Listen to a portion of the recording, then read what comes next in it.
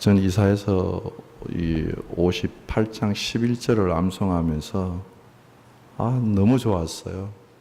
메마른 곳에서 하나님 우리를 항상 인도해서 메마른 곳에서도 우리 영혼이 만족하고 우리 뼈가 견고하고 얼마나 좋아요. 내 영혼이 만족하고 우리 뼈가 견고해. 너는 물된 동산 같겠고 물이 끊어지지 않는 샘 같을지니라, 그렇게 말씀하셨습니다. 오늘 저는 와서 여호와의 행적을 볼지어다, 이런 주제로 말씀을 드리려고 합니다.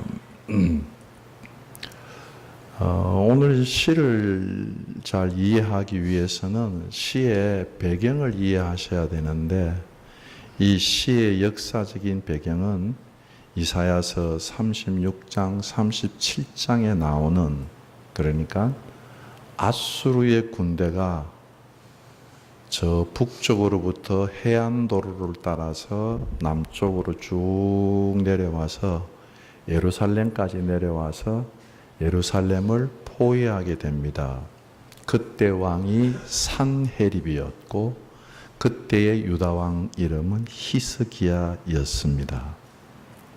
그리고 산헤립이 보냈던 대사가 사신이 랍사게였는데, 랍사게는 아람말, 유대말을 아주 유창하게 하는 그런 웅변술사였습니다. 한번 이렇게 상상을 한번 해보시죠. 우리도 저 6.25 사변 때 탁 밀려가지고 부산만 조그만하게 남지 않았습니까? 마찬가지로 지금 유단 나라가 아수르라고 하는 그 당시 강제국에 의하여서 완전히 밀려가지고 마침내는 18만 5천 명이 예루살렘을 뺑뺑 둘러쌌어요. 그 조그만 성을 18만 5천 명이 쌌으니까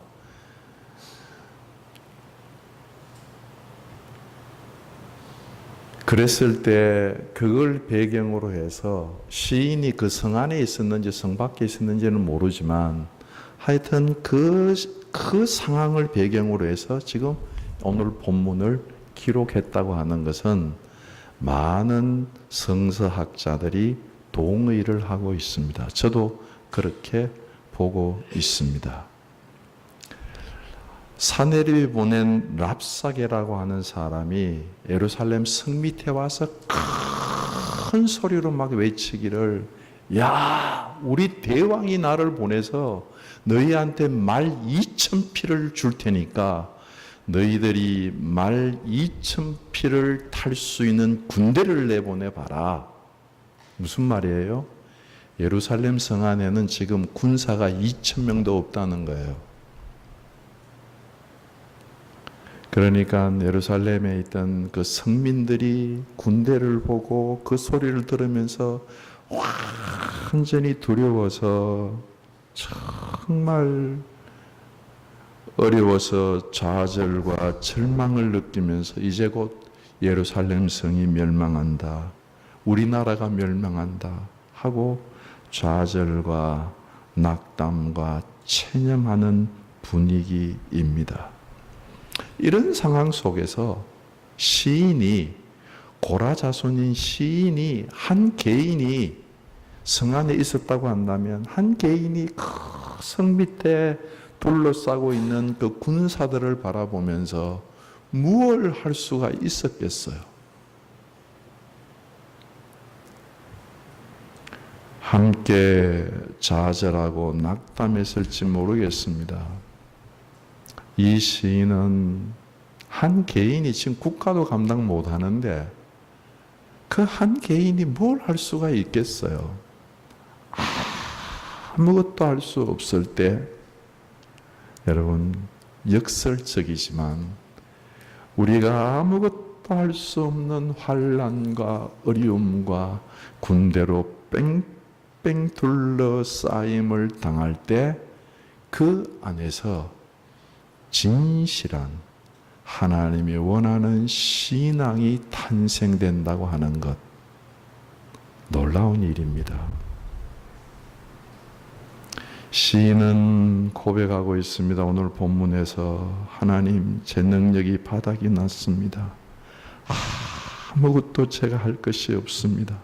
제 영혼이 구멍이 났습니다. 제게는 주님밖에 남은 분이 없습니다. 한마디로 얘기하면 그 이야기입니다. 그런데 아무것도 할 수 없을 때, 그때 우리는 전적으로 자기를 부인하고 전적으로 하나님을 의뢰하는 기회가 되는 줄로 믿습니다.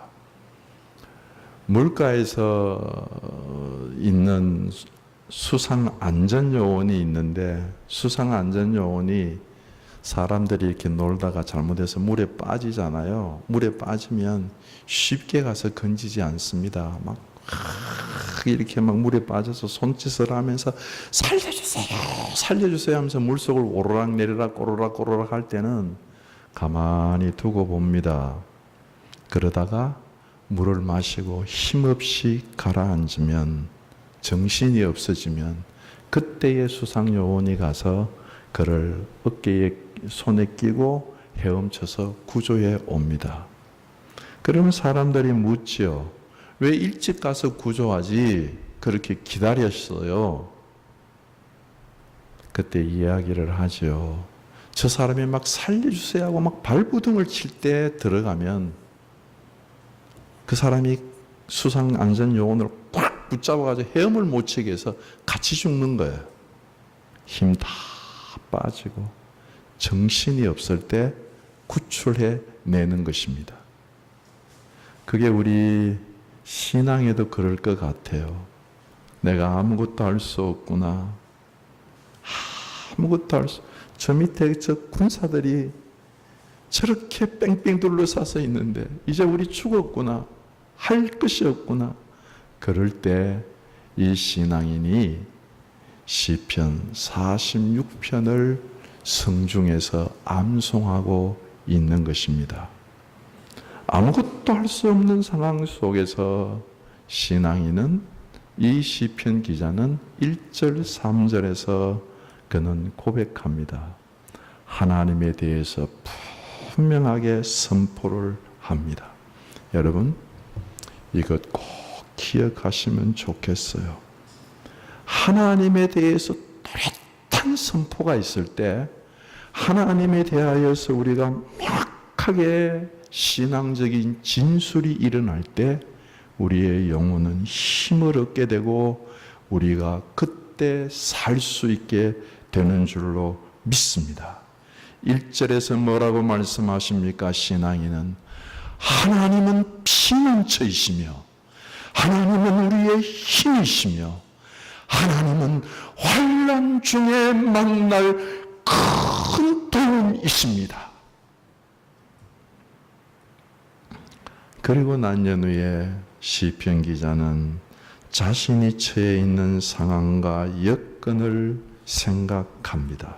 2절, 3절이 그 시편 기자가 빠져 있는 상황입니다. 그러므로 땅이 변하는 상황에, 산이 흔들려서 바닥 가운데 빠지는 상황에 바닷물이 솟아나고 뛰든지 그것이 넘침으로 산이 흔들리는 상황 속에 내가 빠져 있습니다. 2절에서 고백하고 있는 것입니다.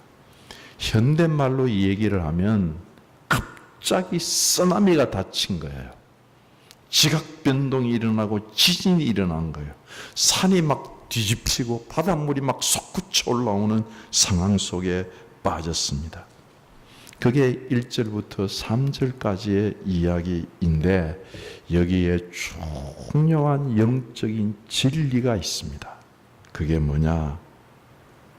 여러분, 한번 대답을 한번 해보시죠. 시인은 자신이 빠져 있는 상황을 먼저 이야기를 합니까? 아니면 하나님을 먼저 고백하고 있습니까? 무엇을 먼저 생각하느냐? 상황입니까? 하나님입니까? 이건 영적인 신앙생활에 굉장히 중요한 원리입니다. 시편 기자는 우리가 읽은 그대로 상황보다 하나님을 먼저 생각합니다. 1절에 하나님은 우리의 피난처이시며 우리의 힘이시며 환난 중에 만날 큰 도움이십니다. 먼저 생각나는 것, 그것이 우리를 지배하게 됩니다. 상황을 먼저 생각하면 상황이 우리를 먼저 지배하게 됩니다. 하나님이 먼저 생각나면 하나님이 우리를 지배하시게 됩니다. 여러분, 환난이 아무리 커도 그 환난 중에 큰 도움을 받을 수 있다고 한다면 우리는 환난을 넉넉히 이기게 되는 줄로 믿습니다. 환난이 아무리 커도 그 환난을 이겨낼 수 있는 환난 중에 만날 큰 도움, 하나님을 집중해서 바라볼 수 있으면 우리는 그 환난을 넉넉히 이길 수 있는 승리하는 신앙인이 되는 줄로 믿습니다. 이것을 시편 기자가 당했던 역사적인 상황으로 말씀을 드리면 이런 이야기입니다. 사내립이 아수르에서 갈릴리 북부 지방으로부터 이스라엘의 모든 성읍들을 초토화시키면서 먹잇돌을 지나서 라기스까지 예루살렘 특미까지 내려옵니다. 내려올 때에 매일매일 전황 보고 전령들이 와서 히스기야 왕에게 매일매일 보고합니다. 왕이시여, 오늘도 패배했습니다. 왕이시여, 오늘도 패배했습니다. 왕이시여, 오늘도 패배했습니다. 하는데 적군들이 순식간에 쓰나미처럼 확 밀려와서 전국을 초토화시키면서 예루살렘 성까지 와서 성을 뒤집어 엎는 파도처럼 그들을 둘러쌌습니다.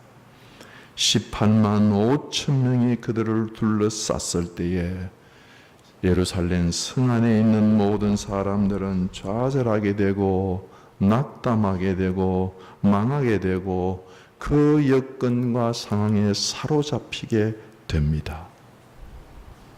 상황이 커지면 하나님이 조그만하게 보여요.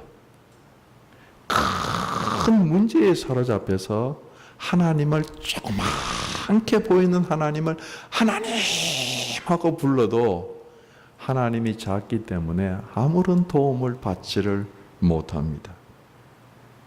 상황을 먼저 생각하느냐, 하나님을 먼저 생각하느냐, 중요한 것입니다. 그래서 시편 기자는 그 상황 속에서 아수르의 군대가 바닷물처럼 뛰놀고 지진처럼 그들에게 쓰나미처럼 그들을 다 닥쳐왔어도 먼저 하나님을 붙잡습니다. 하나님은 우리의 피난처이시요, 하나님은 우리의 힘이시며 하나님은 환난 중에 만날 큰 도움인 줄로 믿습니다. 이게 우리 영적 신앙생활의 중요한 신앙의 원리입니다. 그렇기 때문에 2절, 3절의 상황을 다 이야기하면서 뭐라고 얘기합니까? 비록 산이 흔들릴지라도 우리는 두려워하지 아니하리로다. 그렇게 끝을 3절 마지막을 맺는 것입니다. 사랑하는 성도 여러분, 상황과 여건에 눌려서 하나님을 겨우 붙잡지 마시고 먼저 하나님을 이 시편 기자처럼 확실하게 붙잡고 상황과 여건을 맞이하기를 주의 이름으로 축원합니다. 두 번째는 이렇게 하나님을 꽉 붙잡고 그 참 산과 바닷물이 뛰노는 상황 속에 있음에도 불구하고 인생으로 감당할 수 없는 격렬한 환난 가운데도 하나님이 나의 피난처이시며 하나님이 나의 힘이시며 하나님이 환난 중에 만날 큰 도움으로 하나님을 바라보니까 시편 기자의 심령 속에 4절에 보면 하나님으로부터 그의 영혼 속에 시냇물이 흘러 들어오기를 시작합니다. 생명수가 솟아나기를 시작을 합니다. 이게 신앙이에요. 이게 신앙인이 누리는 축복이에요. 어떤 상황과 여건 가운데서도 하나님과 우리 사이의 관계를 깨뜨릴 것이 이 땅에는 아무것도 없는 줄로 믿습니다. 우리가 하나님을 올바로 고백하고 하나님을 붙잡으면 그 영혼 속에 하나님으로부터 시냇물이 흘러 들어옵니다. 성소를 기쁘게 하는 시냇물, 이 시냇물, 시편 기자가 오늘 고백한 시냇물을 간결하게 묵상을 하면 이런 거예요. 에덴 동산에서 시냇물이 있었어요. 네 갈래의 시냇물, 기온강, 히데겔, 유브라데, 비손강, 이런 강들이 흘러 들어와서 그곳을 풍성하고 아름답게 했습니다. 에스겔 성전에서 하나님이 성전에서 생명수 물이 흘러났습니다. 어린 양의 보좌, 요한계시록 22장 1절 2절에 보면 어린 양의 보좌로부터 생명수 물결이 쭉 흘러나는데 그 생명수 물가에 달마다 열매들이 맺히는 나무들이 무성하게 자라고 있는 광경을 봅니다. 만국을 치료하는 역사가 일어나는 그 잎사귀들을 가진 나무들이 일어나는 것을 봅니다. 여러분, 이 아침에 예배드리면서 우리가 하나님을 집중해서 바라보면 하나님으로부터 이 생명수 물이 우리에게도 흘러 들어와 우리가 평안을 누리게 될 줄로 믿습니다. 여러분, 이 시냇물이 흘러오는 것은 행복을 이야기하는 거예요. 기쁨을 이야기하는 거예요. 정말 평안을 이야기하는 거예요. 생명의 풍성함을 이야기하는 것입니다. 참 행복이라고 하는 게 여러분들은 어떻게 정의하십니까? 참 행복이라고 하는 것은 행복할 수 없는 상황 속에서도 행복해야지 행복한 사람입니다. 상황과 여건 따라서 행복이 막 들쭉날쭉 높이 떴다 밑으로 떨어졌다 하는 것은 아직 참 행복을 발견한 사람이 아닐 것입니다. 시편 기자가 지금 서 있는 그런 상황은, 환난은 행복할 수 없는 상황입니다. 그럼에도 불구하고 그 행복할 수 없는 상황 속에서 하나님을 붙잡고 서니까 그 영혼 속에 시냇물이 흘러서 행복하다는 것입니다. 생명이 풍성한, 두려워 떨리지 않는다는 것입니다. 참 기쁨이라고 하는 게 뭐라고 생각하십니까? 기뻤다 슬펐다 하는 건 우리의 참 기쁨이라고 할 수가 없을 것입니다. 참 기쁨은 기쁘지 못할 상황 속에서도 기뻐할 수 있는 것. 기뻐하라. 내가 다시 말하오니 주 안에서 기뻐해라 하는 그 기쁨. 그게 참 기쁨이에요. 이게 우리 신앙인이 누리는 기쁨입니다. 여러분 평안하세요? 정말 평안하세요? 이 하나님으로부터 시냇물이 우리 가운데 임재하면 평안을 누릴 수 있습니다.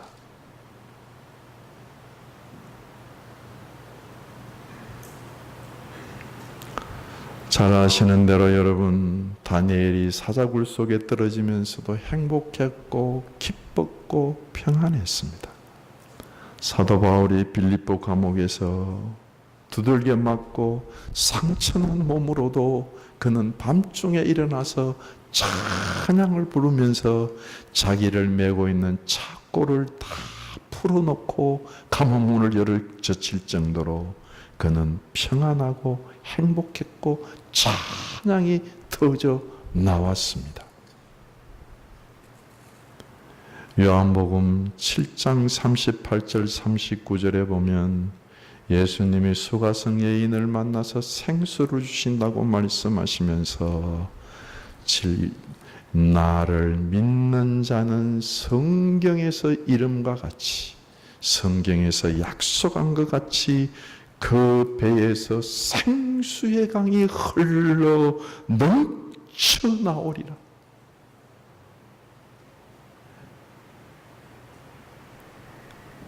여러분들 속에서도, 여러분들 배에서부터, 내면 세계에서부터 생수의 강물이 흘러 넘치시기를 주의 이름으로 축원합니다. 이렇게 편하게 생수의 강이 흘러 넘쳐서 주의 성소를 기쁘게 하면서 그가 하나님을 바라면서 하는 고백은 새벽에, 5절에 보면 새벽에 하나님이 도우시리라. 새벽에 하나님이 도우신다는 것. 새벽에. 언제 하나님이 도우신다고요? 5절에 새벽에 하나님이 도우신답니다. 왜 새벽이라고 이 얘기를 했을까요? 새벽은 가장 깜깜한 밤을, 칠흑처럼 어두운 밤을 지나고 난 뒤에 오는 것이 새벽입니다. 모든 사람들은 깜깜한 밤을 지날 때에, 빛이 없는 밤을 지날 때에 절망하고 좌절하고 낙담해서 넘어지기도 하고 자빠지기도 하고 경기가 들리기도 해서 새파랗게 질려서 자기 스스로 넘어지지만 이제는 더 못 견디겠다. 이제는 더 못 견뎌. 오늘 본문의 시편 기자는 이 어두운 밤을 하나님을 바라보고 다 지나고 난 뒤에 새벽에 하나님이 도우시리라.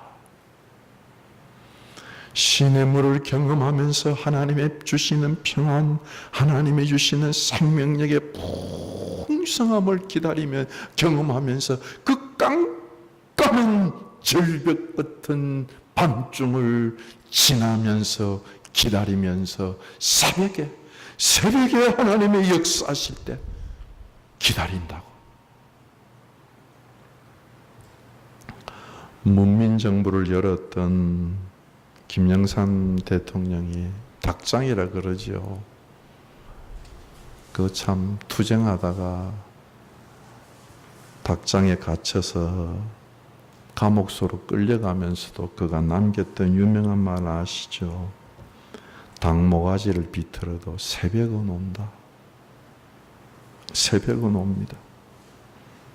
근데 사람들이 새벽까지 못 기다리는 거. 새벽에 하나님이 도우신다. 2절, 3절 막 바닷물이 뛰놀고 산이 뒤집혀서 바다에 빠지는 이 쓰나미가 덮치는 그 환경 가운데 그걸 지나겠다는 겁니다.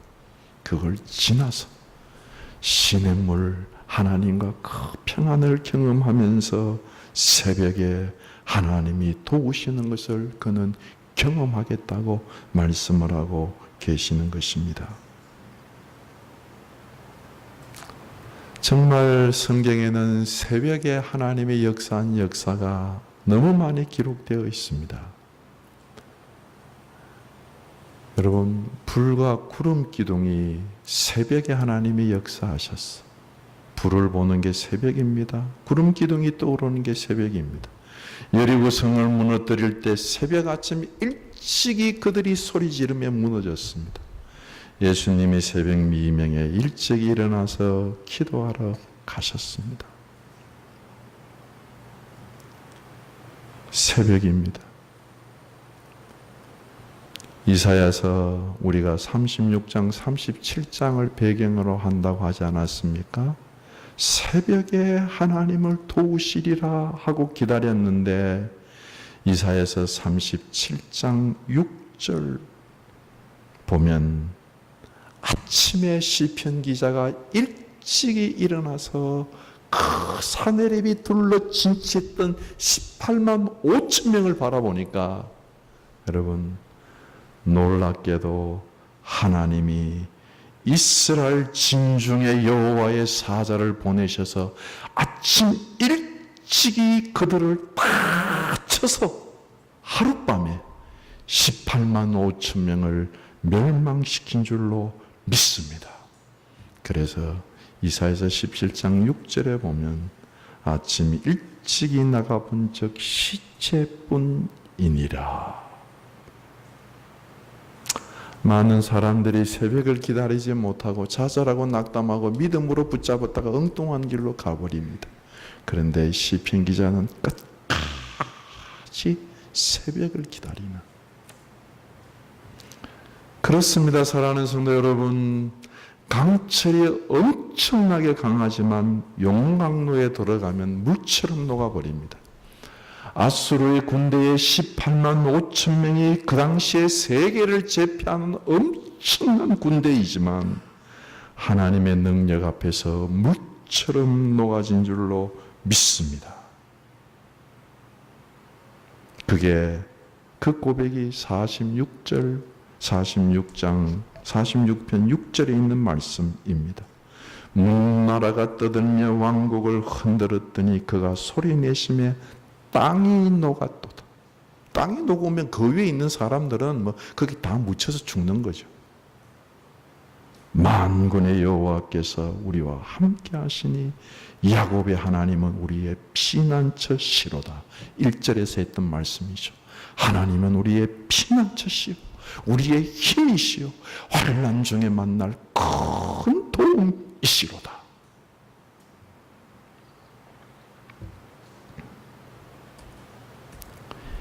이렇게 하나님이 역사하는 엄청난 18만 5천 명이 아침에 죽는 것을 경험하고 나니까 그가 기쁨의 간증을 8절에서 11절에 합니다.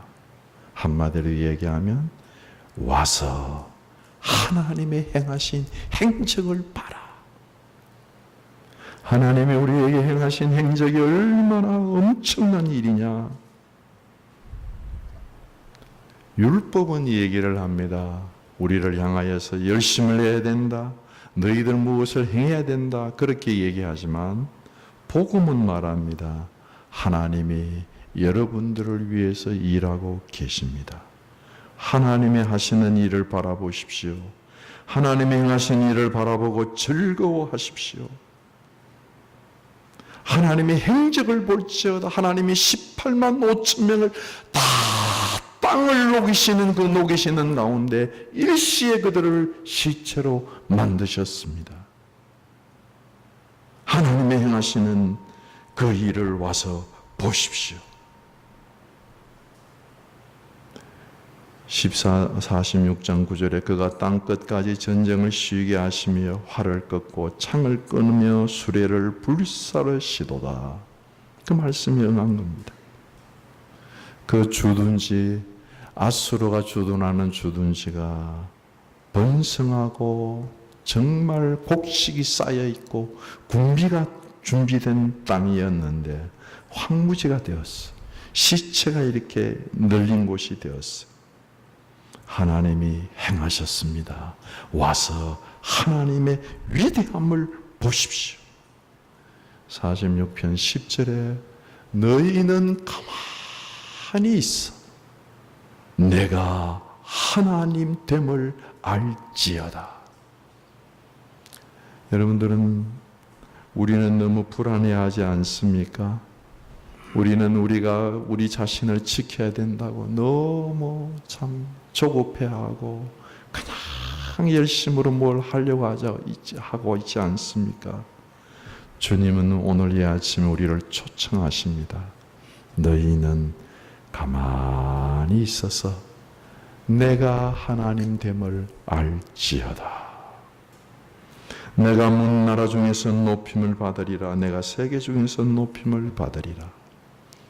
여러분, 이스라엘과 아수르의 군대를 그 밑에 있는 애굽이 주목해서 보고 있는 겁니다. 왜냐하면 아수르가 쳐들어와서 이제 예루살렘을 먹으면 그 군대가 계속해서 애굽으로 쳐내려올 게 불보듯이 명확하기 때문에 그렇습니다. 그런데 그 애굽이 하나님의 아수르의 군대를 무너뜨리는 것을 보았습니다. 이스라엘 주위에 있는 암몬과 모압과 에돔 이런 나라들도 하나님이 그 군대를 무너뜨리는 것을 보았습니다. 세상에 있는 모든 제국들이 하나님의 위대하심을 보았습니다. 하나님이 문 나라 중에서 높임을 받으셨습니다. 여러분, 제가 27일 날 유기숙 목사님 영성일기 강의를 듣고 난 뒤에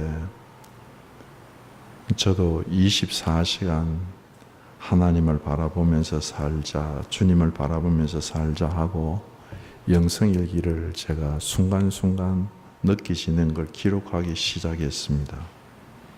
그러면서 제가 정말 많은 은혜를 경험합니다.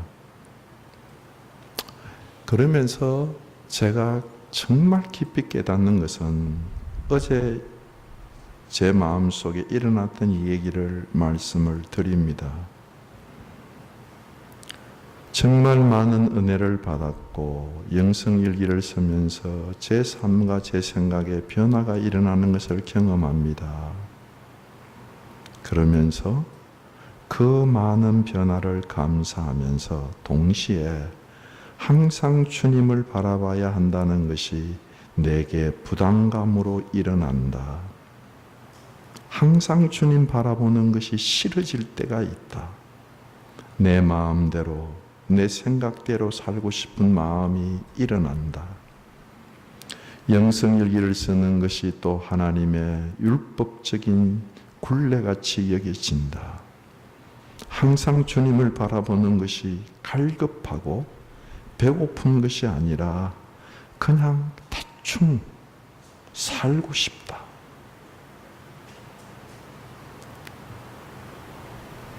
이렇게 기록하고 제가 읽어보니까요, 이게 제 참모습이에요. 그래서 주님, 저의 이런 모습을 긍휼히 여겨주시고 주님을 싫어하는 제 마음을 붙잡아 주시옵소서.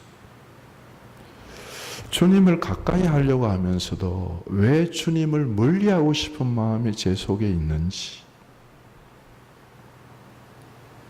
참 이율배반적이에요. 제 자신이. 주님, 저는 이렇게 회떡했다 하더라도 저를 붙잡고 계신 주님은 변치 않으시니 저에게 은혜를 주시옵소서. 정말 주님께 간절히 주님을 사모하게 되었어요. 그러면서 제가 우리가 그 암송했던 이사야서 58장 11절을 우리 주중에 암송하지 않았습니까? 그게 저에게 굉장히 힘이 됐어요.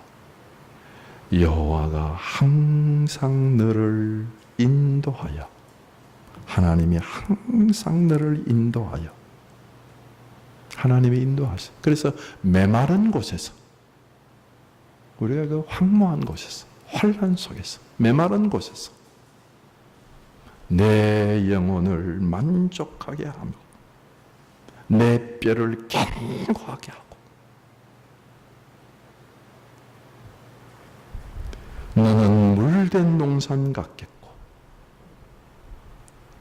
너는 물이 끊어지지 않은 샘 같으리로다. 예, 주님, 제가 이 싫어하는 주님을 가까이 하기를 싫어하는 마음이 있을지라도 주님, 주님의 저를 붙잡고 계시며 저를 인도해 주옵소서. 그렇게 기도했습니다. 사랑하는 성도 여러분, 우리는 신앙생활 하시면서 여러분들은 이 신앙의 유익을 누리고 신앙생활 하시는지 모르겠어요. 큰 어려움 닥칠 때 전적으로 주님을 바라보시면서 하나님은 나의 피난처시오, 하나님은 나의 힘이시오, 하나님은 환난 중에 만날 큰 도움이십니다 하고 하나님을 집중해서 바라보므로 우리 영혼과 우리 심령 속에 생명수물, 이사야서 58장 11절에서 말씀한 그대로 물된 동산 같겠고 물이 끊어지지 않는 샘 같으리로다. 그 말씀이 이루어진다는 것. 그래서 그 말씀을 붙잡고 새벽에 하나님이 도우실 것을 기다리고 그 새벽에 하나님의 도우심을 가지고 오십시오, 보십시오, 내게 일어난 이 간증을 보십시오, 하나님이 행하신 일을 보십시오. 이렇게 간증하시는, 승리하는 아름다운 삶을 사시기를 주님의 이름으로 축원합니다. 기도하시겠습니다. 다 같이 말씀을 생각하시면서 함께 기도하시면서 나갑니다. 다 같이 기도하시겠습니다. 거룩하신 아버지 하나님, 참으로 우리가 어떤 환난 속에서도 하나님이 나의 피난처이시며 하나님이 나의 힘이시며 하나님이 나의 환난 만날 때 큰 도움인 것을 바라보고 집중해서 주님을 바라볼 수 있게 인도하여 주시옵소서. 24시간 한순간도 나를 놓지 하시는 하나님, 한순간도 나를 놓지 않고 붙잡고 계신 하나님, 그 하나님을 우리도 늘 바라보며 살아갈 수 있도록 축복하여 주시옵소서. 아버지 하나님, 그리하여서 주님 와서 하나님이 내게 행하신 일을 보십시오. 간증하는 우리들이 될 수 있도록 축복하여 주시옵소서. 신앙의 유익을 노래하는 백성들이 되게 인도하여 주시옵소서. 우리 주 예수 그리스도 이름 받들어 기도드립니다. 아멘.